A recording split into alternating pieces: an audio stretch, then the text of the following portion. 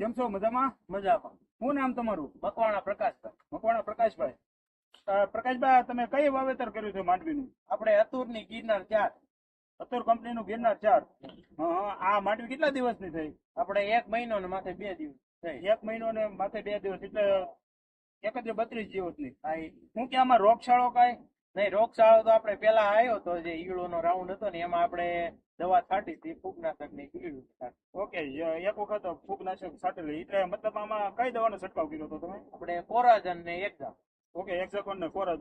હવે તો આ માંડવી છે બરોબર, તો આ તમને કેવું લાગ્યું ઉગાવામાં બુગાવામાં બધી રીતના? ઉગવામાં આપણે જે બીટી બજરી ને એ કરતા સારી છે, કેમ કે આ જો વેલી ઉગી જાય છે. હા, વેલી ઉગી જાય. વેલી ઉગી.